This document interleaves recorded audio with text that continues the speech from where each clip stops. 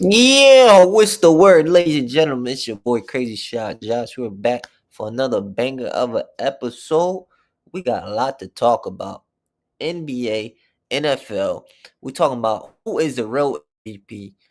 Is it Drake Maye or Matthew Stafford? We're gonna talk about Jalen Brown, OKC, how they're on a historic run. Breaking news today: Giannis was out in Milwaukee. Who's going to trade from who has the best trade packages? Chris Paul gets waived. It was a crazy, crazy day and weekend. We're going to preview the Cowboys game, Cowboys versus Lions. I'm going to give y'all who I think are the best bets for today. But let's get into it, ladies and gentlemen. We're going to recap NFL Sunday. And boy, do we have some good games, some bad games, and everything in between. Excuse me. Where are we gonna start? We're gonna start with this Rams and Panthers game where Bryce Young outplayed Matthew Stafford, and I think his MVP case took a severe hit because of this game. Uh Matthew Stafford had 2 turnovers. He had a fumble in a critical moment under, I believe, under is about at the minute 30 mark. He had a costly fumble that ultimately set up the Panthers to kick the field goal and win the game. He had 243 yards, 2 touchdowns, 64 completion percentage. Blake Corum, 7 attempts, 81 yards and a touchdown. Kyron Williams, 13 attempts, 72 yards and a touchdown. I think the Kyron Williams era has ended with the Los Angeles Rams. I think going to next season, Blake Corum might be RB1. I don't know. We gotta see how the season. But I'm starting to feel like Blake Corum might be RB1. He's getting a lot more touches later in the season. But yeah, Puka 6 for 72, no touchdowns. Devontae Adams, another 2 touchdown game for him. Devontae, man, he's one of Matthew Stafford's favorite goal line targets when they get into that goal line. Bryce Young had 206 yards, 75 completions, 3 touchdowns, no interceptions. Chuba Howard and Rico Dalla, they were splitting carries. Rico had one more attempt than Chuba. It was a Chuba show. He was obviously the better back. He was running the ball better, more effectively. But Jalen Coker, a new toy for Bryce Young to play with. Pause. Then we had Ted McMahon, who had the 1 reception for 43 yards, which was the key reception of the game. Chuba Howard had 2. Rico Dalla had 2. Yeah. But ultimately, the Rams had no excuse for losing this game. The Rams were supposed to beat this game. It was back and forth for most of the game. They were going back and forth. Matthew Stafford, they were trading touchdown after touchdown after touchdown. The Rams defense couldn't get nothing going against Bryce Young. Bryce Young was being an elite quarterback, I should say, which is surprising. Carolina has a real shot of winning the NFC South with the Buccaneers struggling. They're number 1 in that division. I think the Bucks are gonna win that division. I don't think Carolina is. Atlanta has a problem, which makes his Rams team even more scarier. Atlanta is 4-8. Probably gonna miss the playoffs. They probably gonna get like a top 10 pick. With that top 10 pick, that goes to the Rams. So the Rams are about to add a top 10 player to a playoff contending team who's only gonna make this team better. The Rams defense is stacked, is loaded, is one of the best defenses in the league. If I'm the Rams, I might go get a receiver. I personally get a receiver. You do have Puka. Devontae Adams is old, getting up in age. I will get another wide receiver. You can also fix up the O line, get a lineman. You just take best available. You might take something on your defense. You might take a corner. I don't know what they're going to do. But they're potentially about to have a top 10 pick. Which is crazy to think about a team that they won the Super Bowl not too long ago. On top of them winning the Super Bowl not too long ago, They're a playoff team. They're a team that's gonna make the playoffs, always in playoff contention. And with the NFL being in the period it is right now, there is no Super Bowl favorite, as we know. There is no team that you could clearly say is definitively the Super Bowl team. Every team got its strength and they got weaknesses, and we just going through the motion, seeing who's gonna be better than who. Another game, the Browns and Niners. Y'all gonna have to get Shador some help, man.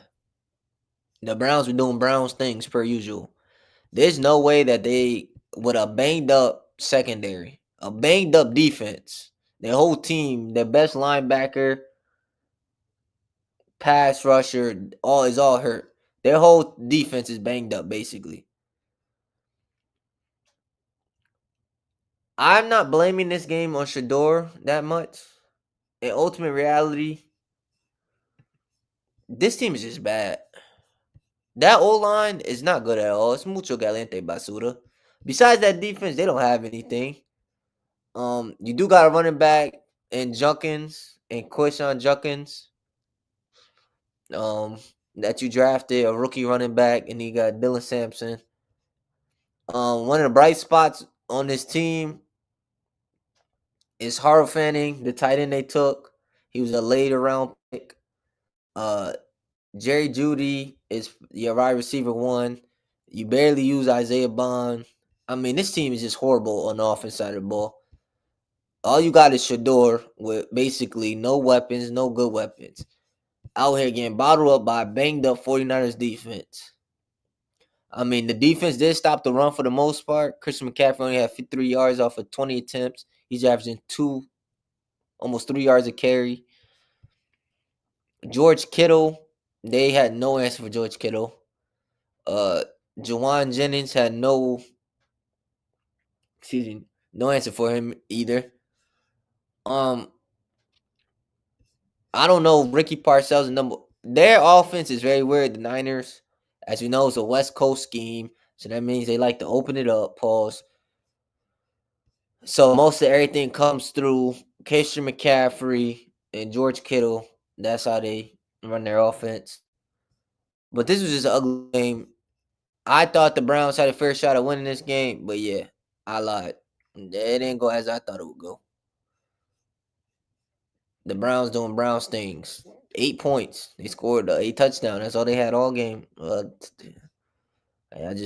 Browns doing Browns things.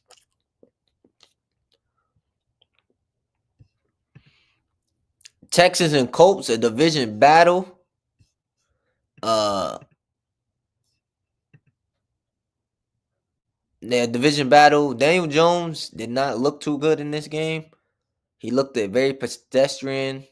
Jonathan Taylor got bottled up to an extent. We're used to him running for over 100 yards. He had 85 yards. He's averaging 4 per carry. Alec Pierce, 478 touchdown. Josh Downs, 2 for 44. Tyler Warren, 3 for 22 and a tutty. Michael Pittman, 1 for 13. CJ Stroud outplayed Daniel Jones. Woody Marks didn't get much going on the ground. He had 19 for 64, and he had a fumble. They had no answer for Nico Collins. 5 targets, 98 yards. Jaden Higgins, man. He was looking good out there. Pause. 5 for 65 yards. Don Schultz, 7 for 55. Yeah, basically, Houston Texans were getting whatever they wanted. This was a division battle. And this AFC South is a crazy division. Jacksonville and Indiana are basically right behind each other. I'm pretty sure that's going to come down to them playing each other in division game. Who takes this division? Houston's on their heels at 7-5. It's going to be a fun week. That division is crazy. Anything can happen in that division. Honestly, this season, the Jaguars look like they finally found their groove. Trevor Lawrence is clicking and found some. Houston might have the best pass rush defense in the league, and it's not close. And then you got Indiana, the Colts doing the Colts things. Daniel Jones is playing for a max contract, and I think he deserves it after what he's doing this season. Uh, I told people he wasn't as bad as I think he is. He just was in a crappy situation with the Giants, as we all know. But Daniel Jones been balling this season for the most part. He's been a top 5 quarterback this season. The Saints beat the Dolphins. The Saints lose to the Dolphins. Shout out to A-Chain. He ran all over them. They had no answer for him. Falcons and Jets. One thing about Kirk Cousins, he gonna find a way to be Kirk Cousins. You never know what version you're gonna get with him. You might get a top 5 version of him. You might get a bottom 10 version of him. You don't know what version you get. There's no way they should have lost this game. I thought Kirk Cousins was very pedestrianist. I didn't think he was good. 21. He had a 6-3 completion, 234 yards, and a touchdown. The Jets traded 2 best players. Sauce Gardner, Quinn Williams is gone. This is a bottom 5 defense, one of the worst defenses in the league since they've been gone. It's not a good defense. But we all know Kirk Cousins does Kirk Cousins things. You allow Tyrod Taylor to win this game, and he was super mid. Brees Hall, 1968 touchdown. Donnie Mitchell, 102 and a touchdown for 12 targets. Well, as we know, number one, Garrett Wilson he's out, so Donnie Mitchell steps into that number 1 role, and he looked solid. Yeah, the Jets had no business winning this game. The Falcons did Falcons things, and we all know the Falcons. They're a very cursed franchise. The city of Atlanta can't get nothing right, whether it be basketball or football. I don't watch baseball, so I can't give you an analogy about their baseball team because I know nothing about their baseball team. Cardinals and Buccaneers. Baker Mayfield wins this game in the last couple minutes of this game. Shout out to him. Jaguars just beat up on the Titans. Ain't much to discuss. They got dominated on both sides. Offense, defense, special teams. They just got dominated. It was bad. Now it's time we have a conversation about Justin Jefferson. Y'all told me he was QB proof. Y'all told me that he's one of the best receivers in the league, if not the best receiver in the league. Justin Jefferson is not QB proof. That is a myth. That is a lie. And that was exposed Sunday versus the Seattle Seahawks. He had, I don't even know who this guy is, Matt Brosmer. Do y'all want to know what his line looked like? 2 receptions for 4 yards off of 6 targets. That was Justin Jefferson's receiving line. They got demolished. Every and any way. Demolished.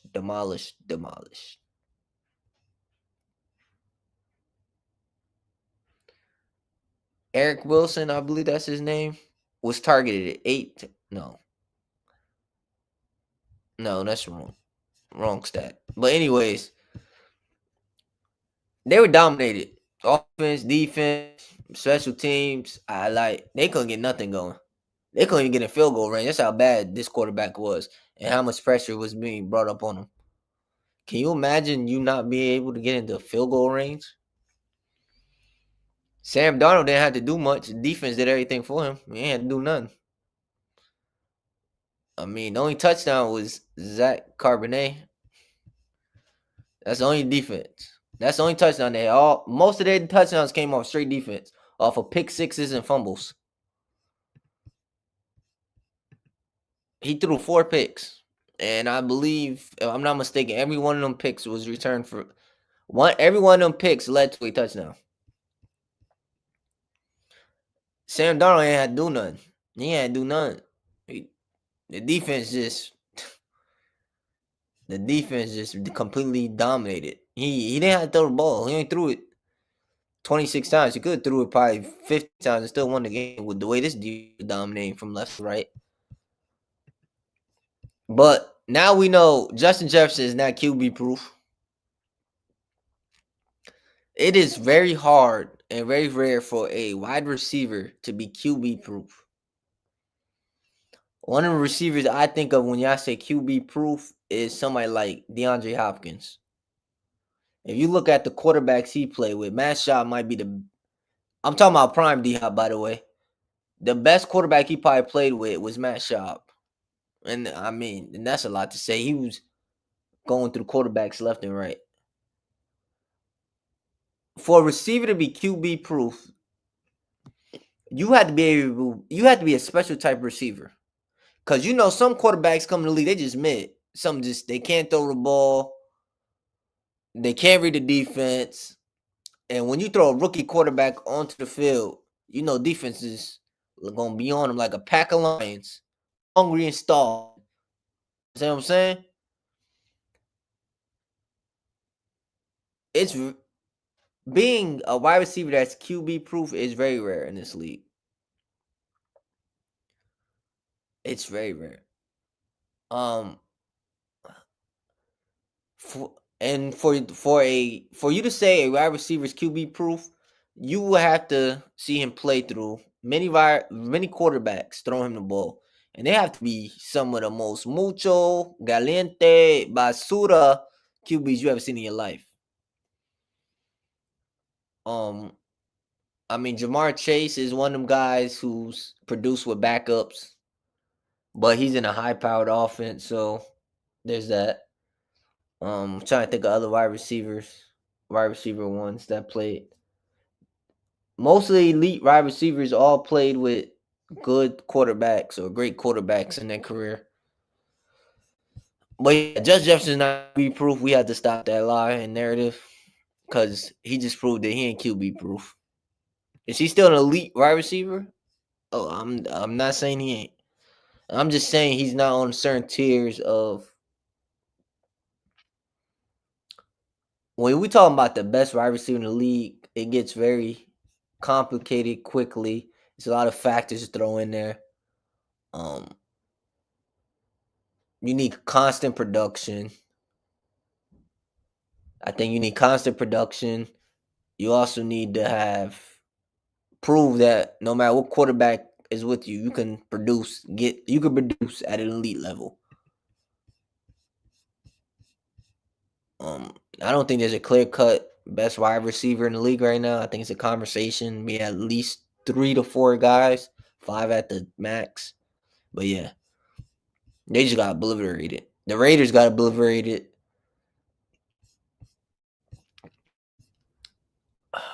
What are the Raiders gonna do? Because they need pieces everywhere. They need pieces on their O line. They need pieces on their D line. Besides Max Crosby, they ain't got nobody. He's their best defender and close. They need help in their secondary. They need help with their linebackers. I like the Raiders. If you're a Raiders fan, I feel for you, good brothers, because it's hard being a Raiders fan. Um, I don't know where you go on the draft board or where to start, where to begin. You need a quarterback now. I didn't know Gino was gonna have this back and fall off. I don't think nobody saw this coming. This whole team is bad from top to bottom. Like I don't even know. You might have to fire your whole coaching staff and start again. You know, like the team is just bad. Bills and Steelers. The Bills dominated this game. Josh Allen just dominated. Josh Allen did Josh Allen things. Pittsburgh is forever set in mediocrity, and that's a problem. That is a really real problem. And this is why this is a problem. When you are stuck in mediocrity, like the Steelers have been for the last 5+ years, I'm gonna say, you're never gonna be bad enough to get a high draft pick, to get a life changing quarterback or receiver.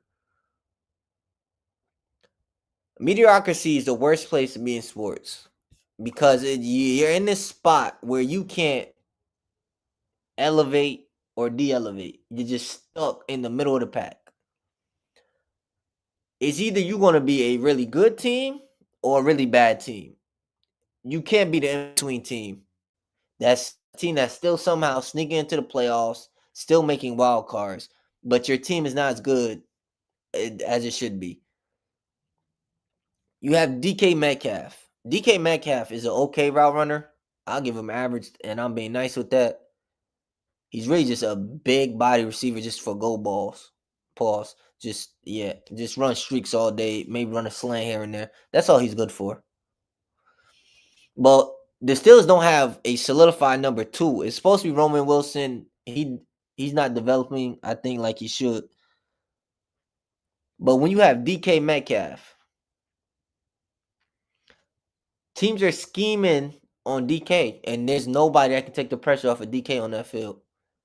You don't have nothing else that's elite. If you're a defensive coordinator, I'm just going to take away DK Metcalf.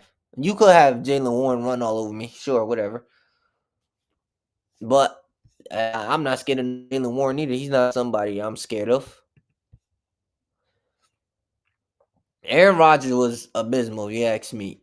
10 for 21, 117 yards with under 50 completion.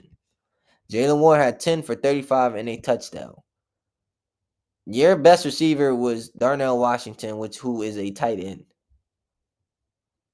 DK 3 for 32 yards. You don't have a true number two wide receiver, and when you don't have a true number two, and if I'm ranking all the number one wide receivers, DK Metcalf might be in the middle of the pack to the bottom of the pack, to the bottom of the tiers. Well, what recipe you cooking? It's like you give me a recipe to cook some, but I don't got all the ingredients. I'm supposed to be baking this cake, basically, but I don't got the ingredients. I don't got the sugar and the flour. And you telling me, you know what? You don't need that. Figure it out. No, that's not how life works. I need the right ingredients. You bring in Aaron Rodgers, who's old as dirt. The Steelers' biggest problem is at their quarterback. I'm just gonna say it. And because you're never gonna be bad enough to where you could draft a high quarterback, will get one of the creme la creme of the quarterbacks. You're stuck in this mediocrity position. Mike Tomlin is overrated as a head coach. That he never had a losing record, that's cool, no. But can somebody tell you last time he went to the Super Bowl? Matter of fact, can you tell you last time there's still been an AFC championship game? I'll wait. Oh, okay. I don't. Josh Allen, 123 yards, a touchdown and a pick, 65 completion. I'm gonna be honest with y'all. Josh Allen had to do nothing. When you allow James Cook to come in your crib and run for almost $150 on you, 144 for 32 carries, which is insane, averaging almost 5 yards a carry. You allow Ray Davis off of 9 attempts get 62 yards. By the way, the Buffalo Bills broke the record for the most rushing yards in Pittsburgh Steelers arena history. And this is the most rushing yards. They gave up 249. That's the most they ever gave up. And we're talking about a defensive team. The Steelers are built, as we know, the Steelers built their team around defense. They've been doing it for years. That's the one position they take there. Excuse me. Hang their hat on is fixing the defense. They lost 26-7. All they got is one touchdown the whole game. They ain't see the end zone or red zone for the rest of the game. If you're a Steelers fan, I feel bad for you. You're just stuck in mediocrity for all eternity at this point. I think the best course action for the Steelers, fire Mike Tomlin, even though they don't never get rid of their head coaches. I believe in their history, they only had 3 head coaches. They just keep their coaches forever. But it's time to put Mike Tomlin on that hot seat. It might be time to go a different direction. The NFL is changing. And if you don't adapt to change, you get left behind. And it is what it is. Broncos and Commanders. First of all. The Broncos is a fraudulent team in the AFC. I'm telling you that right now. Cause Bo Nix is giving me Kirk Cousin vibes. Like it's Bo Nix does enough to win the game. That's literally what he does. He's average. He does enough to win the game. When you have an elite defense, a top 2 defense in the league, top 3 defense in the league, you don't have to do much with a game manager. And you losing to the Commanders in overtime is insane. Like the Commanders overtime, like you clearly a better team, but you over here fighting for your life against the Commanders. Bo Nix is the ultimate game manager. He does enough to win. That's what it comes down to. He literally does enough to win. But this team is fraudulent. It's a fraudulent 10-2 team. Bo Nix had 321 yards, a touchdown, interception. RJ Harvey, the rookie, had 13 attempts, 35 yards, 2 tutties. Evan Ingram, 6 for 79 off of 9 targets. Carlos Sutton. Cortland Sutton, 562, a touchdown for 6 targets. Week to week, I don't know who his number 1 wide receiver is. If you watch the Broncos play football, sometimes Troy Franklin is number 1, and then it goes to Cortland Sutton. He goes back and forth. Sometimes Evan Ingram is even the number 1 wide receiver in there. He switches up his who's the number 1. Because Evan Ingram had 9 targets. Son has 6. Pat Bryant has 7. The rookie Pat Bryant. And then Troy Franklin had 3. Yeah, we never know who's number 1. He spreads the ball around. Sometimes it's weird with their offense. But like Marcus Mariota,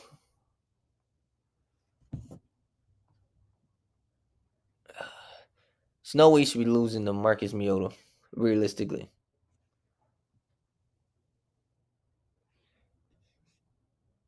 He threw 50 passes, complete 28, 204 yards, 56 completion, 2 touchdowns, a pick, and 2 sacks. Marcus Mariota was the best rusher for the Commanders, 55 yards off of 10 attempts. They had no answer for Zach Ertz because he had 106 yards. Terry McLaurin had 96 yards and a touchdown. And Debo had 5 for 64.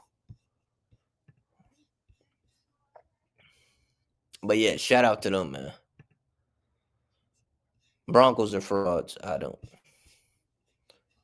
And then the game of the night, Monday Night Football. You know how we about to do over here. There's some stories that need to be told. My New England Patriots gave a beat down to the Giants. It ain't even close. I'm gonna say what y'all scared to say and don't want to say. The New England Patriots are the best team in the NFL, the best team in football. They're going to the bowl. Yeah, I said they're the best team in the AFC. They're the best team in the league. You got Drake Maye, who's the MVP. They're clicking on all cylinders, offense, defense, even the special teams. I think we have the best special teams in all of football. Like, come on now, let's talk about it. I mean, my man Drake made 282 yards and 2 tutties and a 77.4 completion. Drake Maye is Tom Brady reincarnated. Hold on, it gets better. With Dan Marino, a hint of Dan Marino, with a pinch of Drew Brees. Drake Maye is the most accurate quarterback in the NFL. He throws one of the best deep balls in the NFL. Drake Maye is about to take over this league. In 2 to 3 years, he will be in the top 5 quarterback position. What he's doing with this Patriots team, with the pieces he has, is insane.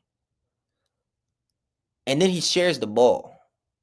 Keyshawn Butte That's our deep threat right now. He finds him in the end zone. You got Stephon Diggs, a veteran wide receiver who knows how to get open. You got Hunter Henry, a great tight end, his security blanket. You have Ramondre Stevenson, excuse me, and Trayvon Henderson coming out the backfield. We just lost our left tackle. Will Campbell gets hurt. This Patriots team is the best team in all of football. It ain't close. I'm sorry. Drake Maye is the MVP. It ain't Matthew Stafford. You out there losing to the Panthers the way you did? Yeah, no. You can't tell me Drake Maye ain't the MVP. He's top 5 in yards. He's top 5 in completion percentage. He's top 5 in all the major statistical categories for a QB. And with him having Josh McDaniels, who's a horrible head coach, but an elite, I'm talking about one of the best OCs we ever seen in the history of the game. He has opened up this game so much for Drake Maye with the talent he has. The Patriots are hard to defend. They're clicking on all cylinders. The defense is there. The offense is clicking. The defense is clicking. The special teams is clicking. I can't wait to see this team in the playoffs, see what they do. Because it's going to be a very scary team to play. I mean, they clamp up. They know how to spread the ball. They have a balanced attack. Yeah, Patriots is the best team in all of football. Drake Maye's my MVP, ain't close. All right, we talked enough football. Let's get into this basketball talk, man. Oh, while we still on football talk, let me give you.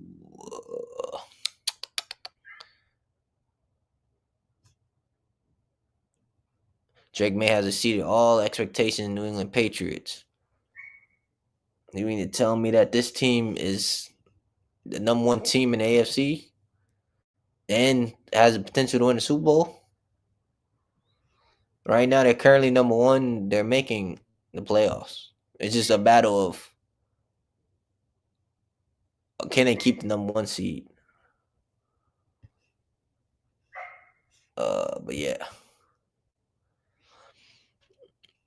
Today's game, we have no other than the Cowboys and Lions. I expect a high-scoring game between these two teams. Both teams is mucho galante basura. I just think that Dallas they're hitting their stride. My Cowboys is also one of the best offenses in all of football this season, if not the best offense in all of football. I expect CeeDee Lamb to go off. I expect George Pickens to go off. Jamar Gibbs to go off. Jameson Williams, you don't know which version of J-Mo you're going to get. Are they going to include him in office, not include him in office? I don't know. Only the man upstairs can answer that question, and Dan Campbell. But, yeah. I'm taking my Cowboys all the way. I think they win, I'm going to say 27-30. Cowboys favor, of course. This is going to be a real interesting game. Because Dan Campbell likes to play a lot of cover 2 man. And CeeDee Lamb is going to cook you. But George Pickens is definitely about to fry you up something different. Hibachi style. You understand what I'm saying? I expect Dak to be Dak. But yeah. Give me the Cowboys. 27-30. Cowboys favor. When my Cowboys win this game and make the playoffs, I can tell you, I told y'all so. Because I told y'all the Cowboys is making the playoffs. No, yeah, I probably thought I was a madman for saying that. But what was I doing? Let's go. Let's switch gears to the NBA. Some, because I want to bring y'all attention to some because a lot of y'all lied to me about some, and we need to talk about this. Let me get the stats up first. You know, we love stats. They don't tell the whole story, but they tell us some of the story. You understand what I'm saying? They tell part of the story. Man, we have a special guest on today. We're gonna talk about a special person today. We're gonna talk about Jaylen Brown this season. We don't care about that right now. In the 21 games that the Boston Celtics have played, as y'all can see, Jaylen Brown's averaging almost 30 points, 29 points to be exact. 5 assists. He is shooting 55% from the 2-point, 34% from 3, and he's averaging 21 shots. So he's getting an uptick, obviously. But for all my true shooting people, because y'all know, that's how some of y'all measure efficiency. He has a 58 true shooting, which is 3% higher than what he had last season. Y'all told me he couldn't be a number one. Y'all told me he was trash. He didn't have a left hand. He was gonna struggle. He's gonna get exposed this season. And I've been trying to tell y'all, Jason Tatum isn't clearly the best player on the Boston Celtics. It's a real conversation between Jason Tatum and Jaylen Brown. Who's the best player on this team is? Because Jaylen Brown is keeping his team afloat. The Celtics are above 500. The Boston Celtics this season is 12-9. If he makes his team just to get him to the play-in, because most people didn't even have him making them play-in, that's good enough. If he keeps up the production that he's giving, he keeps it up, what are y'all going to say? Because we have seen Jason Tatum underperform in the playoffs. This team has a 1A, 1B. It's not, you can't tell me strictly that Jaylen Brown is not as good as Jason Tatum on the same level. Jason Tatum's on this level above him. With this supporting cast, Jaylen Brown, Derek White, Peyton Pritchard, Afari Simons, Sam Hauser, Jordan Walsh, Luke Garza, and friends, this is a competitive basketball team. This is a team that just beat the Knicks last night. And in that game, Jaylen Brown versus the Knicks. Hold on, let me go get his game log so I give you exact numbers.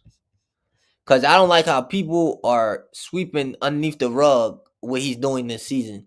How we just gonna act like the Finals MVP, the Eastern Conference MVP, isn't good.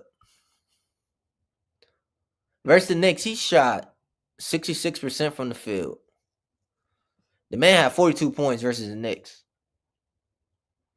That's an elite team, right? That's an elite team, right? So I'm gonna do y'all one even better. I'm gonna tell you who was primary guarding him and who he's cooking the most of the game. I'm gonna do y'all one even better. Let me see. Let me go get the stats so we can see together. We're gonna turn this into a group project.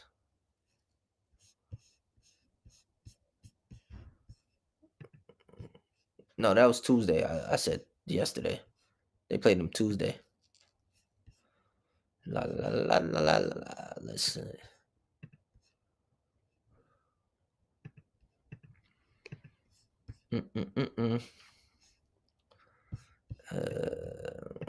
Wrong thing. Let's go to Jaylen Brown. So his primary defender was Josh Hart. So let me bring up my screen once again. Shout out to the 8 people in the live. Appreciate y'all being in there. We're gonna watch a little film session real quick because I'm tired of people telling these lies. Liar, pants on fire, people. Let's look at Jaylen Brown real quick. Josh Hart was the primary defender on him. He guarded him for 6 minutes and 48 seconds. With that, he scored 10 points on him. He had 2 turnovers. He shot 5 for 10, 50% from the field, 0 for 3 from 3. The next one was Anunoby. No, I'm sorry, I lied. Mikal Bridges. He guarded him for 3 minutes. He gave him 5 points, 66 from the field, 0 for 1 from 3.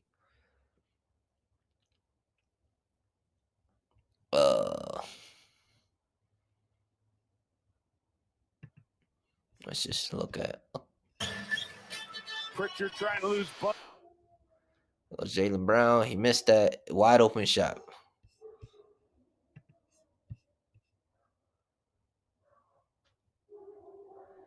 Then again, basic wide open shot. He missed it. Let's see this shot. Oh, that's a tough lay. That was a nice move. Nice move. Then let's see here.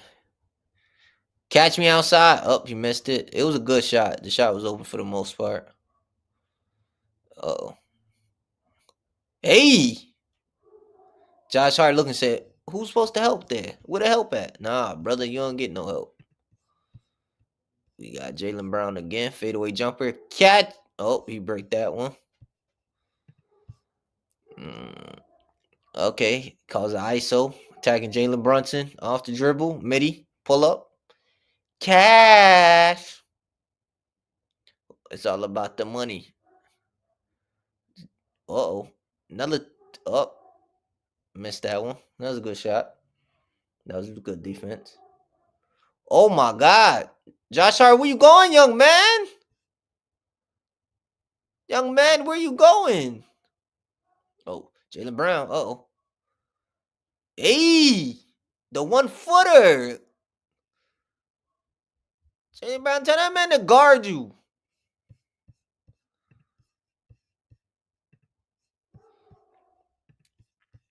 But yeah,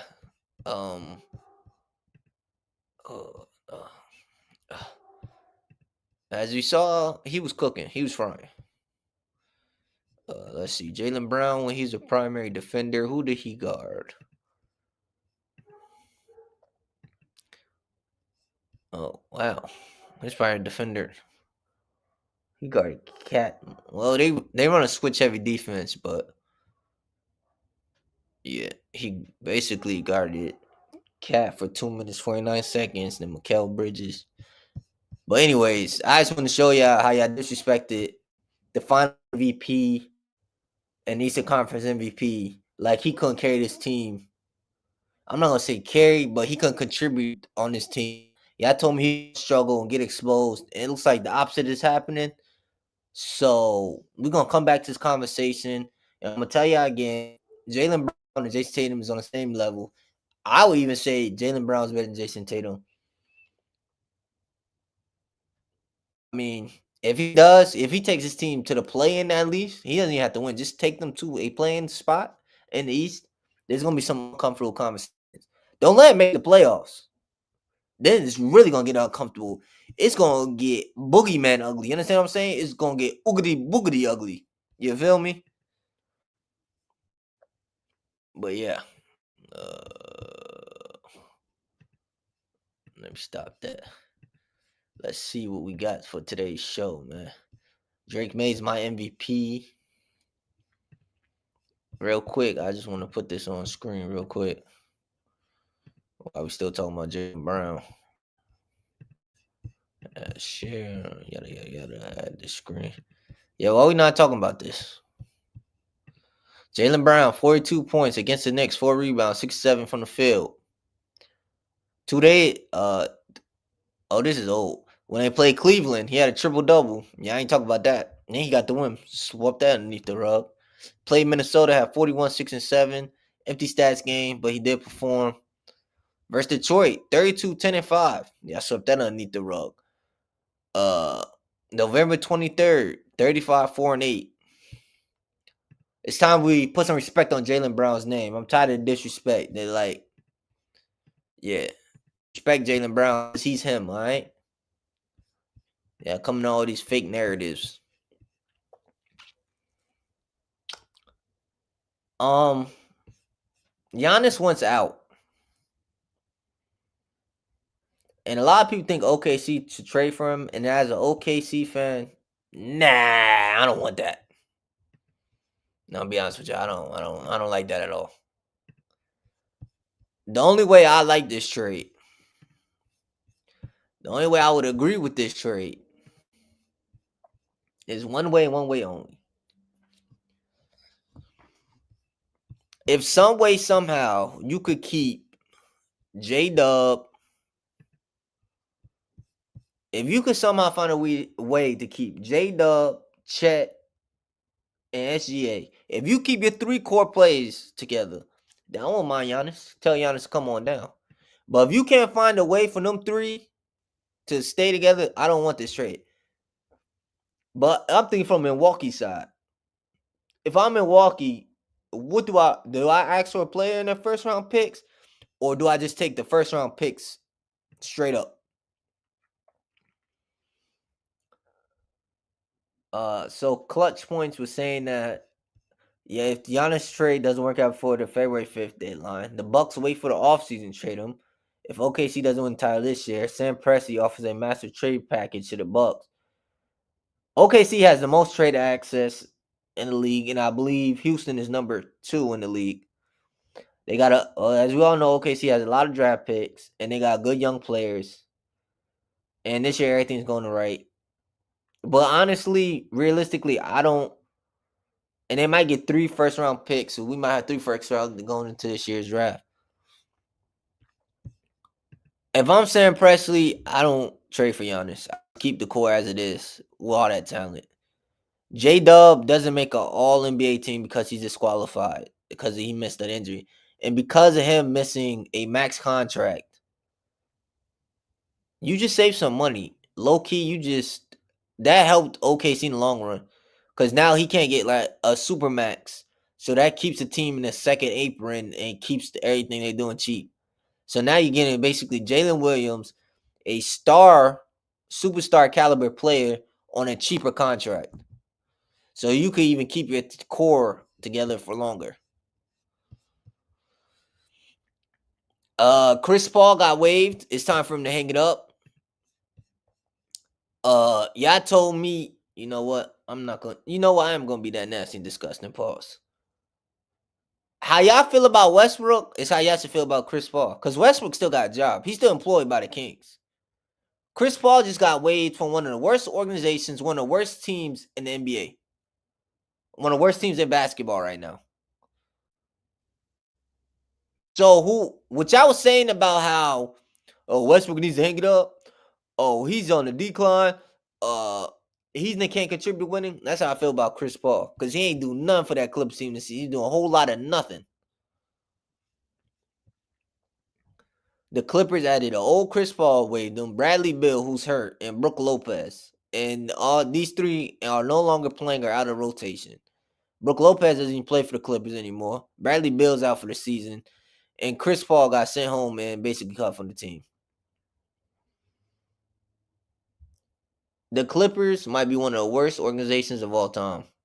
The rise and fall of the Clippers is elderly hilarious. I told y'all when they got Bradley Beal, Brook Lopez, Chris Paul, I told you don't trust the Clippers. I said they're gonna fool y'all. I said that's a retirement home. The Clippers is like that nice shiny new car. It looks nice, but the car got 300,000 miles on it. The engine barely work. It got all it's leaking gas. It's leaking transmission fluid. It's leaking antifreeze. But the car look good though. Y'all gotta stop falling for the Clippers. They make everything look good, but reality it's all trash. It's not what y'all think it is. I knew this team was gonna fail. It's the Clippers for God's sake. A team that I think he should go to. Shout out to my man King Money Fly, because he said this in one of his lives, and I agree with him. My man's King Money Fly has said that if he's serious about winning, he should go to the Rockets. And I agree with that 100%. Like he was saying and he brought up, Min is not a real point guard there. Reed Shepard can't defend. We seen what he did when he was in OKC with SGA. We seen what he did with Devin Booker. He's a veteran and experienced point guard. He fits that team. He can fit in a role as a mentor. He can help out that Rockets team. They are at that point guard position is not strong as it should be, and I think it's gonna be a problem. But if you bring in a veteran guy like Chris Paul, imagine what he could teach in Amen Thompson. He can run that offense. He can help that offense with his playmaking and a little bit of his scoring. And he wouldn't have to even score much in that offense. He would just be a facilitator, basically, and playmaker. That would be his role on that team. I think that's a team he should look to go for. Realistically, I think that's the best fit for him in this stage of his career if he wants to win a ring. New England Patriots have the most cap space going into next season, which is insane. And they're about to make the playoffs. That's just insane. Saquon had 1,766 yards going to week 14. Right now he's sitting at 740. People want to know what happened. There's a whole bunch of things you can blame. You can blame the offensive coordinator. You can blame the O-line being banged up and not looking the same. You can blame Jalen Hurts for being mad. It's a whole bunch of things you could blame. As a Thunder fan, keep Giannis out the West. He could stay in the East. I don't give a care. But he can go to the Rockets. Let me look at their roster. If I am the Bucks, if I'm the Bucks, and I'm looking at this roster for Giannis, we talking about a superstar, a top, debatably the best player in the world between him and SGA. We're talking about a top 2 player in the league, if not the best player in the world. You're gonna need him for a king's ransom. I want a king's ransom for somebody like Giannis. So you're gonna have to give me. Let me look at their roster real quick. I'm gonna need Amen Thompson off your team. I'm gonna need Sengun off your team. You might have to throw in the Reed Shepherd. I ain't gonna lie to you. And you're gonna have to give me at minimum 3 first-round picks. That's the trade package. We're starting with Amen Thompson and Sengun. I need both of them players off your roster. I need both of them.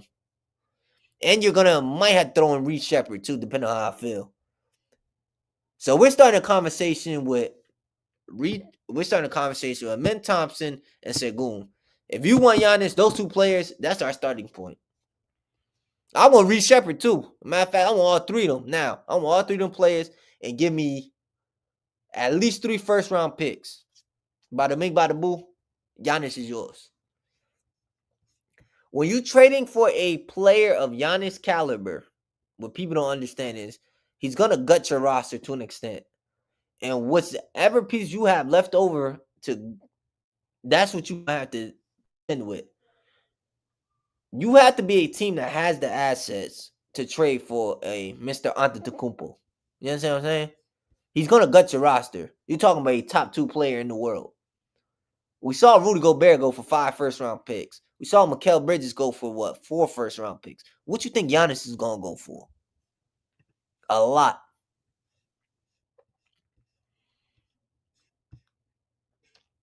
I don't know. It's hard to say who's going to. Yeah, it's just hard to say how this is going to all work out. I think Giannis should stay where he at, but hey, things happen. SGA has scored 20 plus points in 93 straight games. Guess who's at second to the man, the myth, the legend known as Wilt Chamberlain. Whenever you're in company with Wilt Chamberlain, you're in an elite company.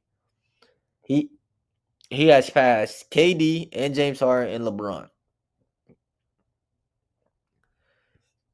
SGA, we're looking at a top 5 guard peak ever. If he goes back, win another MVP and a championship, averaging 30 plus points on elite efficiency, we're looking at potentially the second greatest guard scorer of all time, behind Michael Jordan ever. Obviously behind Michael Jordan.